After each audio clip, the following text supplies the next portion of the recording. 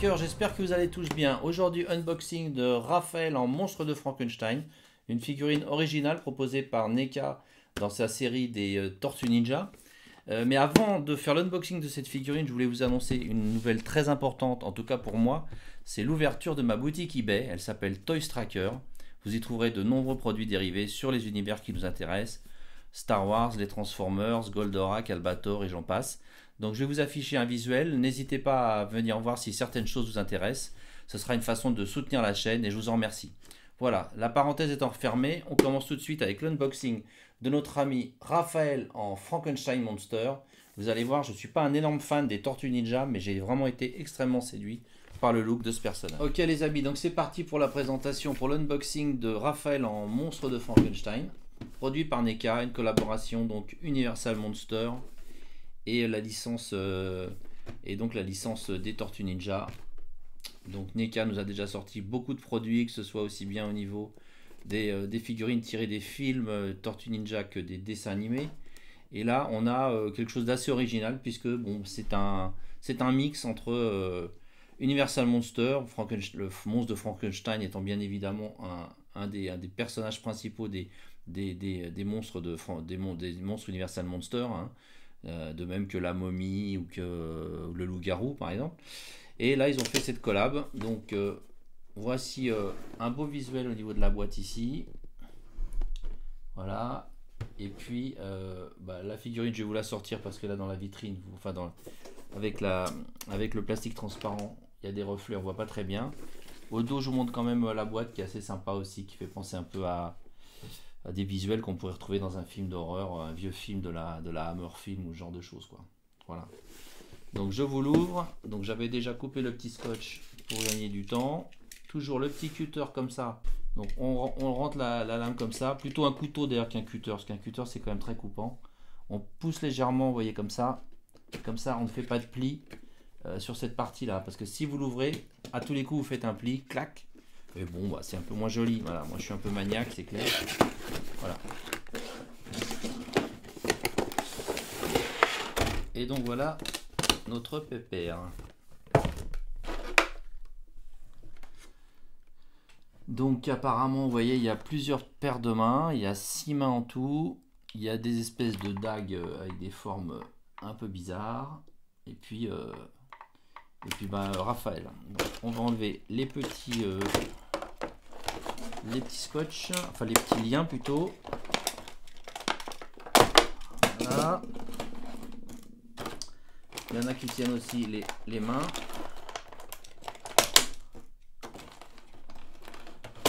Désolé pour le bruit. Voilà. Et attention, bouchez-vous les oreilles.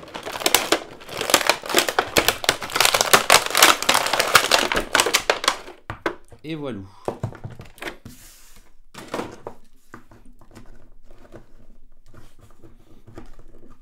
Je vais essayer de vous mettre un peu plus de lumière parce que tout à l'heure ça faisait des reflets sur la boîte, mais là on n'a plus la boîte.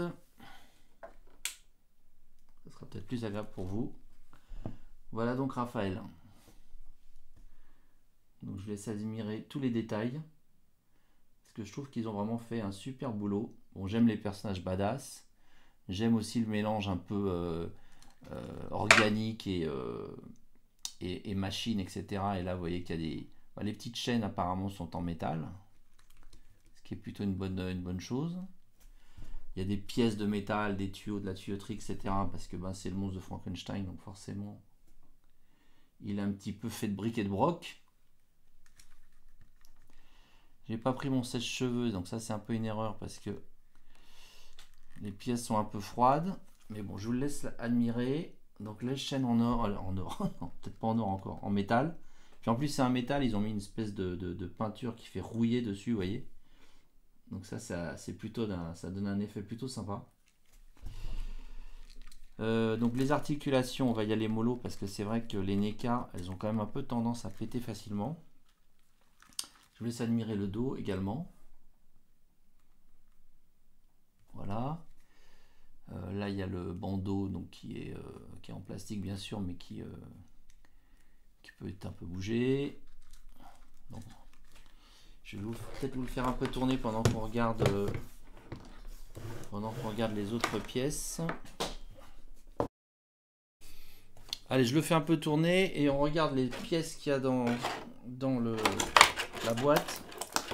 Donc il y a 2 dagues qui ont des formes vraiment cool. Voilà. J'ai essayé de faire la mise au point dessus quand même. Voilà. Donc les deux sont identiques. Mais sont vraiment jolis. Le rendu fait vraiment bien métal, quoi. C'est vraiment sympa. Et puis comme je vous l'ai dit, il y a 2 autres paires de mains, donc ça en fait 6 en tout. Je vais vous les montrer.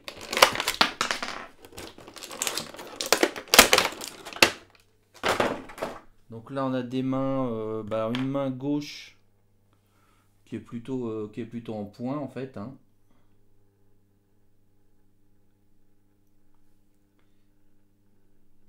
C'est bien que la mise au point se fasse sur le point et pas sur ma main. Voilà, c'est un peu mieux. Et celle-là, une main gauche toujours, où là à mon avis c'est pas mal fait pour tenir une dague. Et puis la même chose de l'autre côté, hein, donc c'est pas très intéressant. Pareil, un point droit et une main droite pour tenir les dagues. Voilà, qu'est-ce que je peux vous dire d'autre? Oui, je voulais la mesurer pour vous donner la taille. Bon, je pense qu'on doit être à peu près sur 18, quelque chose comme ça, mais je vais quand même vérifier. On va peut-être faire tourner ça. Voilà. Ouais, c'est ça, on est à... Ouais, on est 18,5 à peu près. 18,5. Bon, je laisse admirer encore un peu les détails de près. Donc, cette espèce de poignée là sur sa carapace de tortue. Là, il y a comme un... Qu'est-ce que ça représente ça? Ouais, comme une sorte d'écran, enfin pas d'écran, de cadran, mais qui est cassé. Là, il y a une plaque d'égout de la ville de New York. Il est pas mal fait, quoi. Vraiment, puis j'adore sa tête, quoi. Alors, il existe enfin, il n'existe pas encore, mais va sortir chez... je fais un truc qui est pas bien parce que j'ai pas chauffé les mains. Va sortir dans la même collection. Puis il y en aura peut-être encore d'autres après, mais va sortir en tout cas. Je vous incrusterai une photo. Leonardo en bossu de Notre-Dame. Et tout un programme. Alors, si jamais ça correspond à un film ou à quelque chose, n'hésitez pas à me le dire, hein. Je suis pas un grand spécialiste des Tortues Ninja, donc je peux dire des bêtises. Pour moi, c'est des créations originales. Les mains sont vraiment froides. Je vais vous les chauffer un petit peu pour vous mettre les dagues. Pour moi, c'est des créations originales, mais en fait, c'est peut-être tiré d'un film ou d'un dessin animé ou d'un comic, je sais pas, qui serait déjà sorti. Donc n'hésitez pas à me le signaler, mais je ne le pense pas. Voilà, donc je lui ai mis les dagues dans les mains là. Ces fameuses mains à 3 doigts. Donc ouais, sont marrantes ces dagues là en forme d'éclair un peu. Et vraiment le travail de peinture est bien fait, le travail de peinture et de salissure dessus, parce qu'on dirait vraiment du métal un peu rouillé. Au niveau de la... Ouais, j'allais dire au niveau... Pour le faire tenir, c'est pas évident, mais bon, si, ça va.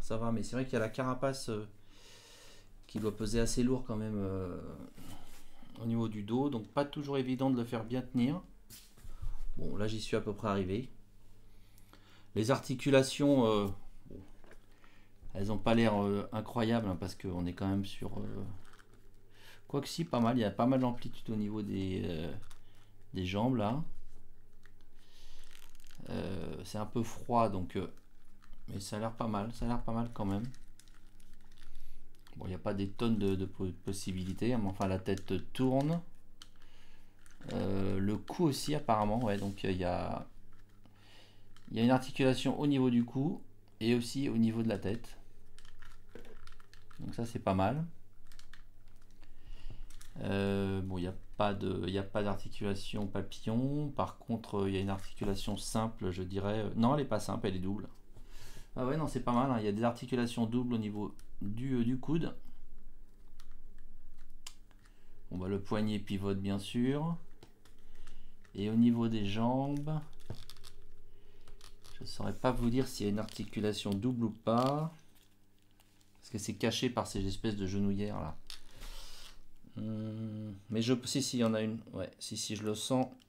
Si, il y a une articulation double aussi au niveau des.